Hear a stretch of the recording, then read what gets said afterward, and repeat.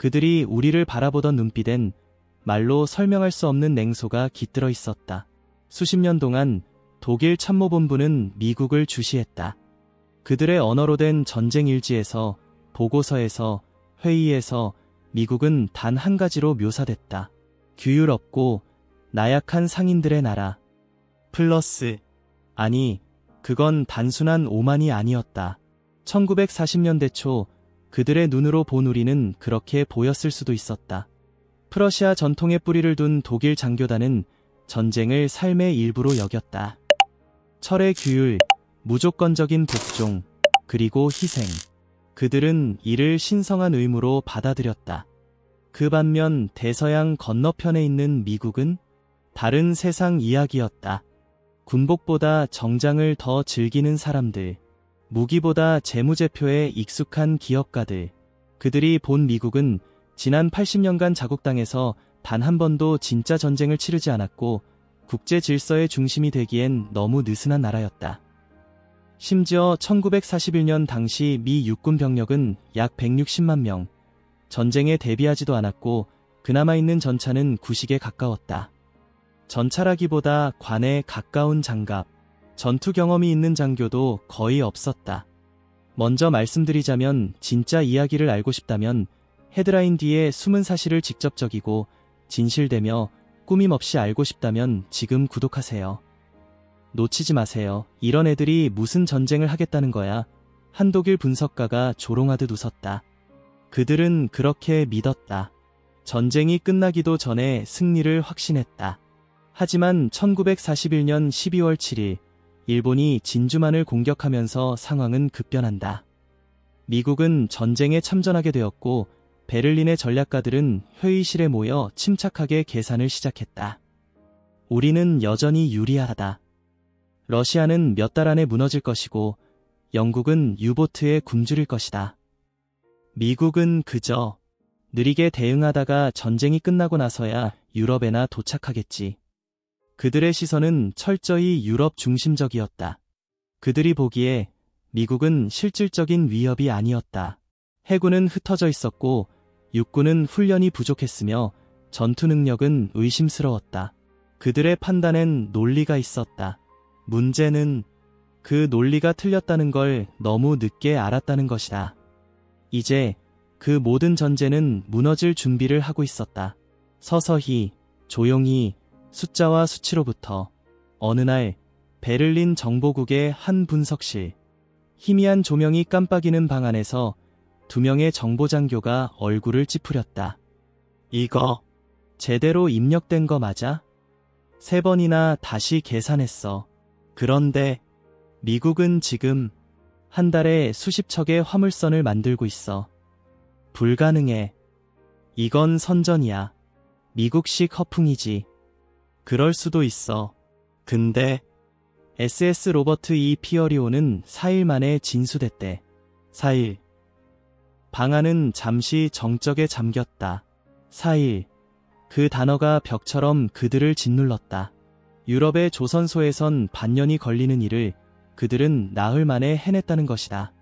그들이 만든 배는 리버티 호라 불렸다. 빠르고 거칠고 단순하고 대량 생산이 가능했다. 마치 아이들 장난감 조립하듯 부품을 용접해 조립만 하면 끝이었다.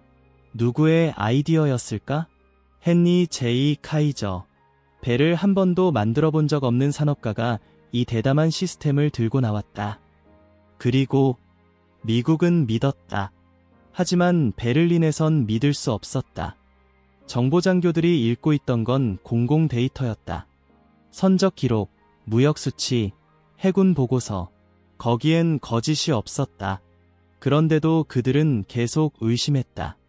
미국이 이렇게까지 생산 속도를 높일 수 있나? 아무리 자원이 많아도 이건 말이 안 돼. 하지만 수치는 멈추지 않았다. 계속 올라갔다. 1942년 중반 독일 해군 정보국은 다시 보고서를 작성한다. 미국은 매달 독일 유보트가 침몰시킬 수 있는 선박수보다 더 많은 선박을 건조하고 있었다. 그 순간 회의실 안의 공기가 달라졌다. 한 참모는 손에 들고 있던 연필을 떨어뜨렸다.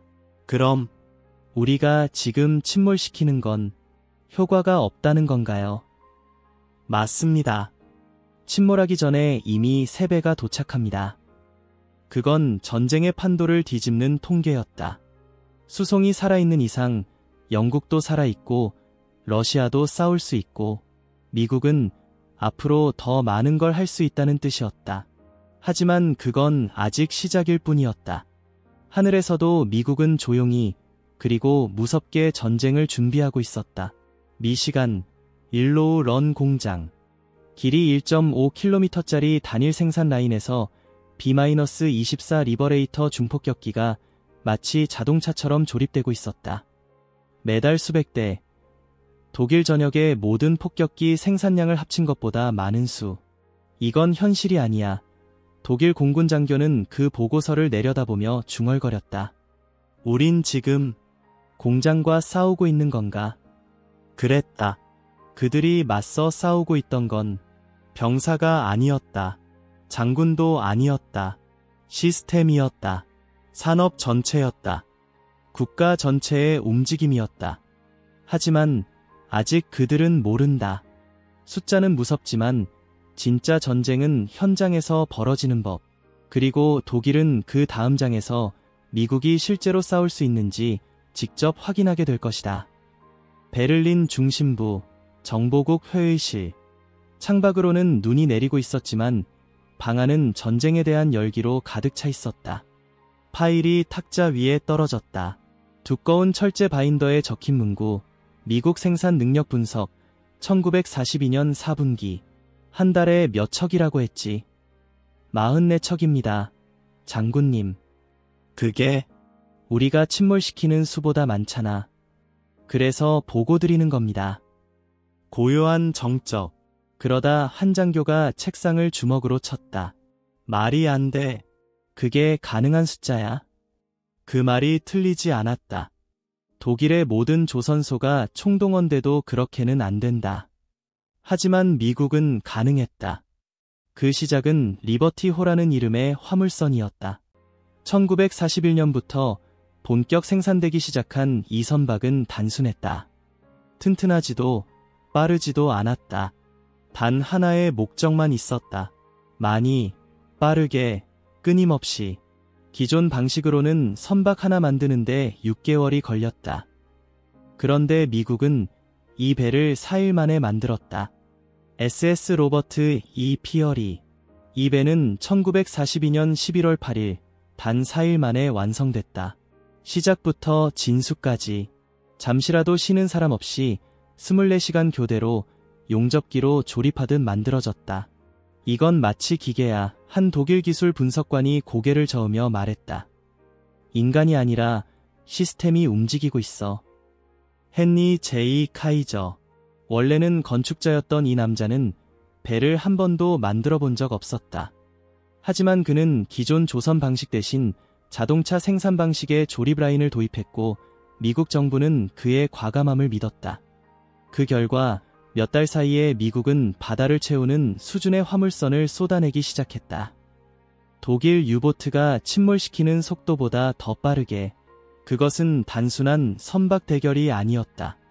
물류의 생명선이 살아있다는 뜻이었다.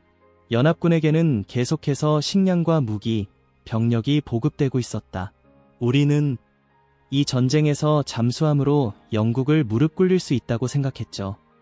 하지만 이 숫자대로라면 불가능합니다. 한 베테랑 장교는 머리를 감싸쥐었다. 하지만 해상만이 아니었다. 진짜 충격은 하늘에서 떨어지고 있었다. 미국 미시간주 이스트 이파실렌티. 눈이 내리는 평원 한복판에 세워진 그 당시 세계에서 가장 큰 단일 공장. 이름은 일로우 런. 길이 1.5km. 안에서 B-24 리버레이터 중폭격기가 줄지어 조립되고 있었다. 조립 라인의 끝에서 매일 거의 한 대 꼴로 완성된 폭격기가 활주로로 나갔다. 비행기를 마치 빵 굽듯 만들고 있습니다. 정보 분석 보고서에 적힌 문구였다. 그리고 진짜였다. 미국은 한 달에 수백 대의 중폭격기를 생산하고 있었고 그 수치는 독일 전체의 연간 생산량을 뛰어넘고 있었다. 이건 농담이지. 실제로 윌로우 런 공장에서 찍힌 사진입니다. 그리고 이게 선적 기록입니다. 분석가가 무표정하게 대답했다. 자료는 조작되지 않았다.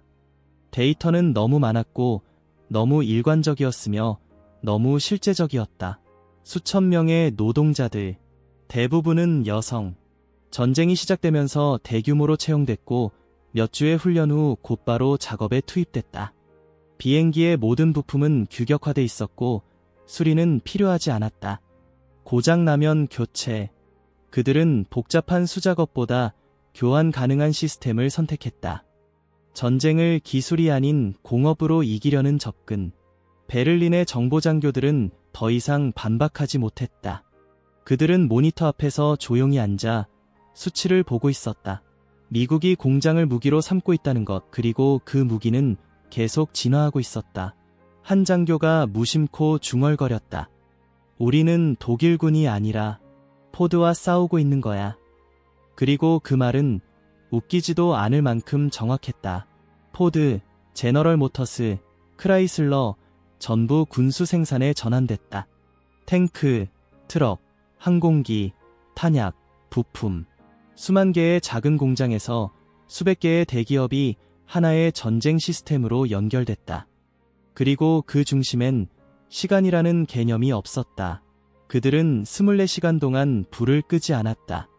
한편 독일 조선소의 노동자들은 피곤에 지쳐 있었고 자원은 부족했으며 연료도 점점 떨어지고 있었다.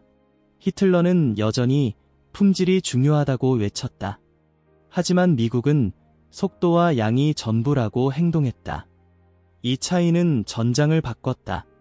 유보트들은 점점 사냥감을 놓치기 시작했고 연합군의 보급선은 점점 더 강해졌다.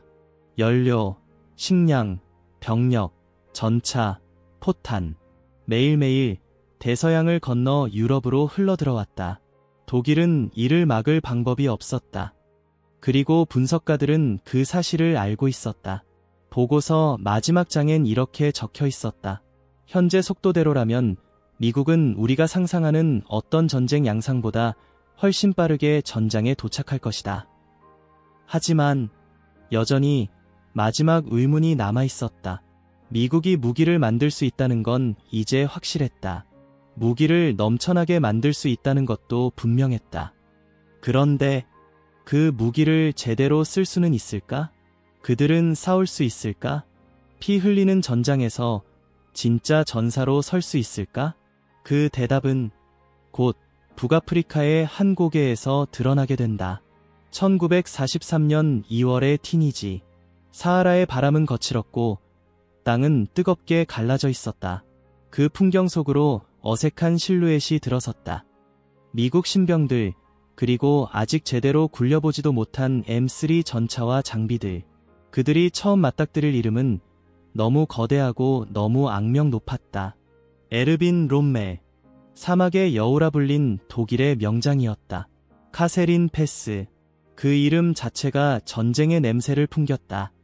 미군은 그곳에서 처음으로 독일 정예군과 정면으로 충돌했다.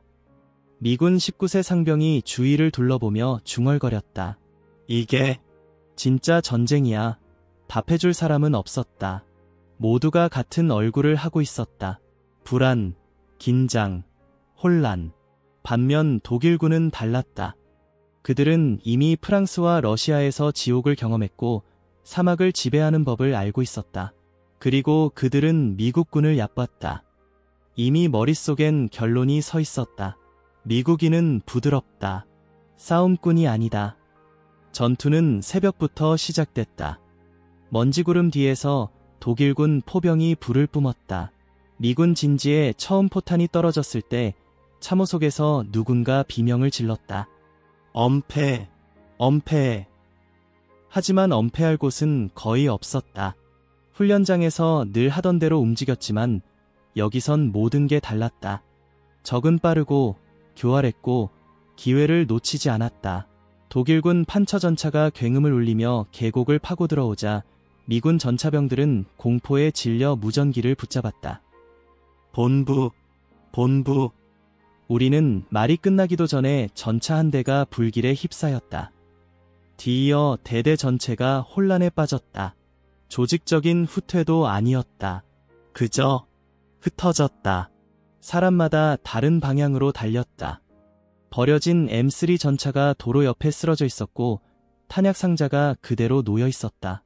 트럭은 시동만 걸린 채 모래 위에 덩그러니 남아 있었다. 그날 카세린 패스에서 미국은 첫 번째 진짜 패배를 맛봤다. 그것도 굴욕적인 패배였다. 전장을 지나던 독일군 병사들은 버려진 물자를 보며 킥킥 웃었다. 봐, 우리가 말했잖아. 얘네는 싸울 줄 모른다니까. 장비는 좋은데 사람은 별로네. 그들의 목소리에는 자신감이 넘쳤다. 자부심, 그리고 오만함. 롬멜의 전령도 이렇게 말했다. 미국군은 전투 의지가 부족합니다. 전형적인 상인 근성입니다. 독일군 고위 장교들은 이 보고서를 읽으며 만족스러운 표정을 지었다. 우리의 초기 판단이 맞았군. 하지만 그들은 하나를 놓치고 있었다. 패배는 미국에게 부끄러움이 아니라 연료가 되었다.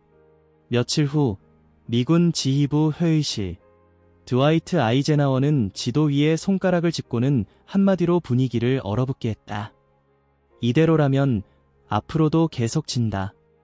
조용했던 방 안에 누군가 조심스럽게 물었다. 그럼 어떻게 해야 합니까? 아이젠하워는 천천히 그러나 단호하게 대답했다. 리더를 바꿉시다. 훈련을 다시 합시다.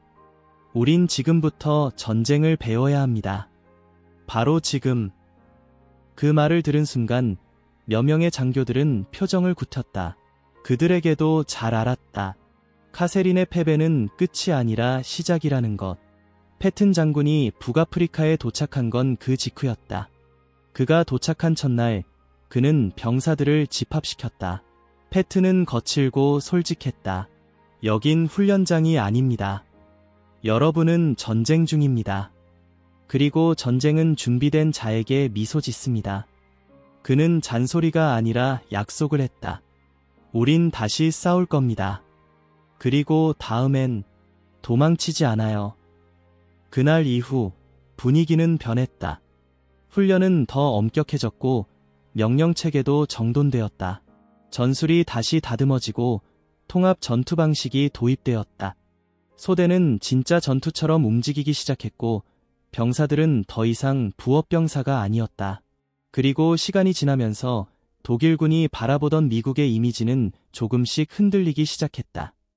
카세린 패스에서 패배한 병사들은 나중에 이렇게 말했다. 우리는 그날 부끄러움을 배웠다. 그리고 절대 다시는 그렇게 싸우지 않겠다고 다짐했다.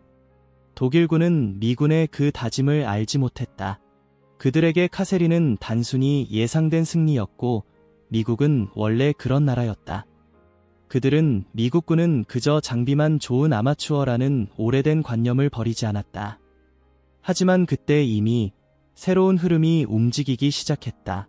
조용하게, 그러나 분명하게 미국은 패배 속에서 배우고 있었다. 그리고 배우는 속도는 어떤 나라보다 빨랐다.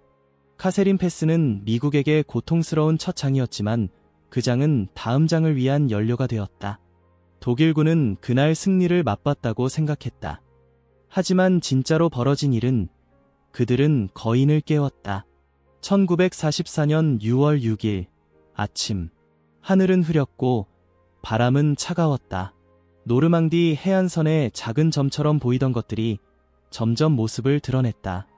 5,000척 이상의 함정이 해상에 정렬되었다. 인류 역사상 가장 거대한 상륙 작전이 시작된 날이었다. 하지만 오마하 해변의 총성이 울릴 때조차 진짜 충격은 아직 오지 않았다. 미국의 진정한 무기는 단지 총과 전차가 아니었다. 그들은 완전히 다른 방식으로 전쟁을 이해하고 있었고 독일군은 그걸 전혀 예상하지 못했다. 며칠 뒤 프랑스 북부의 생로 상공. 2명의 독일군 관측병이 쌍안경으로 멀리 들판을 응시했다. 보병 소대다. 한 15명 정도. 진지에 부딪히면 끝이지 뭐. 그들은 웃었다. 그 진지는 잘 숨겨진 MG-42 기관총 진지였고 나름대로 괜찮은 위치에 있었다. 하지만 몇 분 후 그들의 얼굴은 굳어졌다. 그 보병 소대가 멈춰서더니 무전을 시작했다. 곧 하늘이 울렸다. 먼 거리에서 날아온 박격포가 기관총 진지 근처에 떨어졌다. 몇 발 뒤 더 굵은 소리가 들렸다. 중박격포였다. 여전히 진지가 사라지지 않자 다시 무전. 곧이어 산 너머에서 포격이 쏟아졌다. 105mm 곡사포가 불을 뿜었고 몇 분 만에 해당 구역은 화염과 연기로 뒤덮였다. 진지가 사라진 후 그 보병소대는 조용히 앞으로 나아갔다. 총 한 발 쏘지 않고. 이것이 미국식 전투 방식이었다. 독일군은 처음엔 이 방식을 겁쟁이 같다고 생각했다. 근접 돌격도 안 하고 기관총 하나에 저렇게 무자비하게 포탄을 퍼붓다니. 낭비잖아. 그들은 오랜 전통 아래서 포병은 외과 수술 같은 정밀 타격용 도구라 믿었다. 포탄은 신중히 아껴 써야 할 자원이었고 한 발 쏠 때마다 다음 전투를 생각해야 했다. 미군은 달랐다. 그들에게 포탄은 풍족한 자원이었고 낭비보다 부족을 더 큰 문제로 봤다. 한 독일군 장교가 적은 노트엔 이렇게 쓰여 있었다. 미국인들은 총으로 싸우는 게 아니라 공장으로 싸운다. 이 전쟁의 철학 차이가 진짜 공포로 변한 건 보급선에서였다. 레드볼 익스프레스, 노르망디 해변에서부터 전선까지 하루도 빠짐없이 달리던 트럭 행렬. 하루 수천 대의 트럭이 일방통행 고속로를 달렸고 그 트럭들의 절반 이상은 아프리카계 미국인 병사들이 운전하고 있었다. 연료, 탄약, 식량, 예비부품, 군복, 초콜릿, 담배까지 모든 것이 이 트럭들로 전선에 도달했다. 포탄이 모자라면 창고를 뒤지는 게 아니라 더 많이 보냈다. 연료가 필요하면 기차나 말이 아니라 드럼통 단위로 트럭에 실어 날랐다. 독일군은 어안이 벙벙했다. 그들이 점령한 미군 보급 창고를 조사하던 정보장교는 보고서에 이렇게 썼다. 탄약과 장비가 산처럼 쌓여 있었다. 정리도 안 된 상태로 마치 누군가가 쓸모없는 걸 버린 것처럼 보였다. 하지만 그것이 바로 핵심이었다. 미군은 정리보다 속도를 우선시했고 효율보다 무한한 접근성을 중시했다. 이런 철학의 가장 극단적인 형태가 포격 작전이었다. 한 마을에서 기관총 하나가 길목을 막으면 그곳에 전차를 보내지 않았다. 대신 포격을 가했다. 한 교차로에 만 발이 쏟아졌고 해당 지역은 지워졌다. 사상자는 적었다. 적이 숨었든 말든 상관없었다. 그냥 지역 전체를 날려버리면 해결이었다. 이 방식은 독일군에게는 말 그대로 상식을 파괴하는 전쟁이었다. 그들은 보병 돌격을 이상적인 방식으로 여기고 있었고 용기와 전술을 중시했다. 그런데 그 전술이 효율이라는 이름 앞에서 무너지고 있었다. 더 큰 충격은 이것이 한두 번의 작전이 아니라 일상이라는 사실이었다. 미군은 24시간 내내 움직였다. 기계처럼 멈추지 않고 피곤해하지 않고 기다리지 않고. 프랑스 전역에서 독일군은 말을 끌고 다녔다. 보급은 말차로 이루어졌고 사단은 행군으로 이동했다. 100마일 이동하려면 사흘 이상이 걸렸다. 병사들은 지쳐 있었고 전투 준비가 안 되어 있었다. 반면 미군 사단장은 트럭 열쇠를 꺼냈다. 지금 출발한다. 그들은 6시간 만에 100마일을 이동했고 도착 즉시 전투에 투입됐다. 이 차이는 단순한 편의의 차이가 아니었다.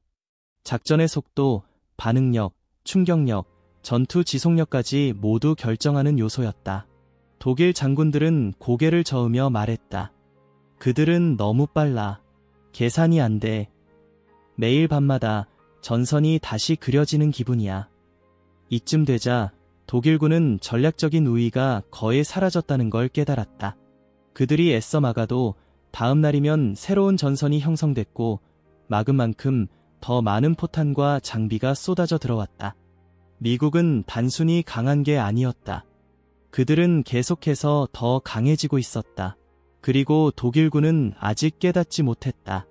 이 전쟁은 단지 병력과 장비의 싸움이 아니라 시간과 속도의 싸움이었다. 그리고 미국은 뛰기 시작한 뒤엔 절대 멈추지 않는 나라였다. 1944년 7월 말, 노르망디. 바람은 무거웠고 하늘은 낮았다. 모두가 조용히 무언가를 기다리고 있었다. 그리고 그 기다림은 갑작스러운 지옥으로 바뀌었다. 오퍼레이션 코브라. 미군이 처음으로 독일 전선을 산산이 부수기로 결심한 작전이었다. 수천 대의 B-17, B-24 폭격기가 하늘을 가득 메우고 약 3,000톤의 폭탄이 좁은 구역에 집중 투하됐다. 독일군 방어선은 말 그대로 증발했고 살아남은 병사들은 기가 울리고 정신이 멍한 채 쓰러져 있었다. 포격이 끝난 직후 조지 S. 패튼 장군의 제3군은 속도를 전투로 바꿔버렸다. 정면 충돌. 없다. 마을 점령. 나중에. 저항. 돌아간다. 그들은 진격만 했다. 매일 30마일 이상. 그리고 멈추지 않았다. 반면 독일군은 완전히 다른 모습이었다. 그들은 여전히 말에 의존했고 전차는 연료가 부족했고 병사들은 피로에 지쳐 있었다. 진격은커녕 후퇴조차 빠르게 못했다. 100마일을 이동하는데 3일이 걸리는 독일 보병사단. 같은 거리, 미군은 6시간 만에 도착했다. 차에서 내리자마자 바로 전투에 투입됐다. 우리 병사들은 도착하자마자 쓰러졌다. 그들은 도착하자마자 싸우기 시작했다. 한 독일군 중령의 전언이다. 지휘관들은 지도 위에서 진격 속도를 비교해보다가 고개를 저었다. 이건 말이 안 돼. 우리가 이해하는 작전의 틀박이야. 하지만 이해하지 못해도 멈출 순 없었다. 독일군은 전선을 유지하려 애썼지만 뚫린 곳은 하루 만에 80km 이상 밀렸다. 이건 단순한 밀림이 아니었다. 붕괴였다. 패트는 고지를 점령하지 않았다. 고지를 우회했고 보급선을 파고들었다. 도시를 정복하지 않았다. 도시를 무시하고 다음 도시로 향했다. 그의 부대는 포탄이 떨어질 만하면 보급 트럭이 도착했고 연료가 부족할 만하면 이미 연료 드럼이 그 자리에 있었다. 포격, 항공 지원, 공병, 통신, 모든 요소가 동기화된 거대한 톱니바퀴처럼 움직이고 있었다. 한 독일군 참모는 이렇게 적었다. 우리는 전선을 지키고 있지만 그들은 뒤에서 우리를 자르고 있다. 후방에 있던 독일 본부가 연락이 끊기기 시작했다. 중간 도시들이 포위되지도 않고 그냥 건너뛰어졌다. 그리고 몇 시간 뒤 통신선이 모두 끊겼다. 그 순간 독일군은 처음으로 전략적 방향 감각을 잃었다. 어디가 전선이고 어디가 후방인지조차 구분이 안 됐다. 프랑스 시골의 한 마을. 독일군 장교가 숨어서 무전을 날린다. 우리는 어디에 있습니까? 답은 없다. 고립이었다. 반면 미군은 전방에서도 끊임없이 보급을 받고 있었고 지친 병사는 바로 신병으로 교체되었다. 미국은 인간마저도 부품처럼 보충하고 있었다. 훈련된 병사들이 배에서 내렸고 곧바로 부대에 편입되었다. 사단 전체가 하루 만에 재건됐다. 독일군은 이걸 상상조차 하지 못했다. 그들은 부대 재편성에 몇 주, 심지어 몇 달이 필요했다. 그리고 그 시간 동안 미국은 이미 다음 전선을 넘고 있었다. 한 독일 병사는 회고록에 이렇게 적었다. 우린 더 이상 땅을 잃는 게 아니라 자신감을 잃고 있었다. 도망치는 게 아니라 무너지고 있었다. 왜냐하면 싸우는 건 힘들어도 절망과 싸우는 건 훨씬 더 어렵기 때문이다. 그리고 그 절망은 숫자에서 나왔다. 끝없이 밀려드는 트럭, 전차, 병력, 포탄. 아침마다 더 많아져 있었다.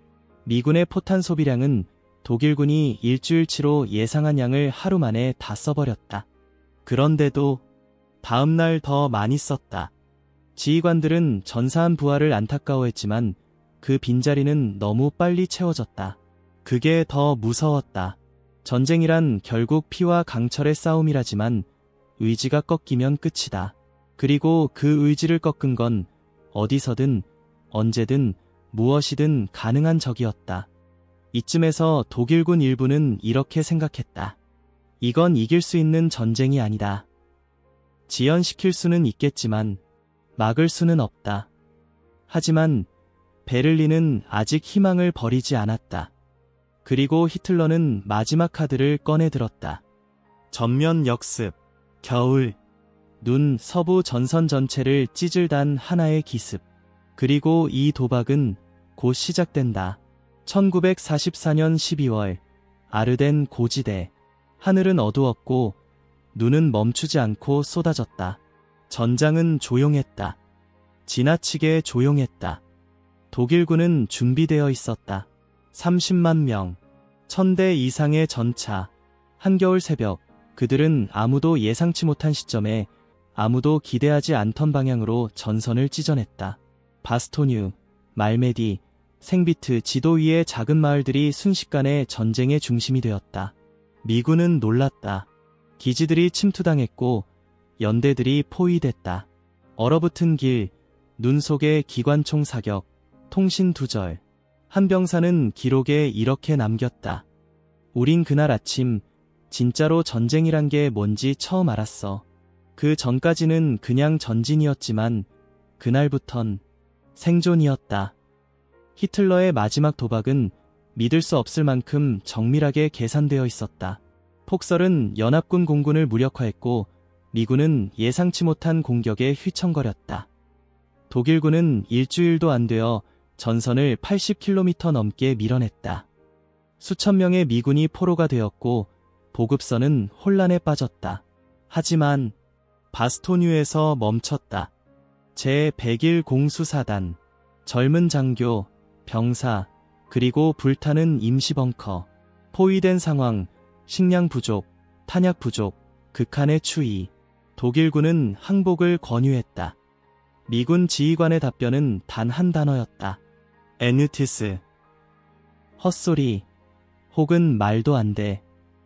그건 미국식 대답이었다. 거칠고 유머러스하며 전혀 포기하지 않는.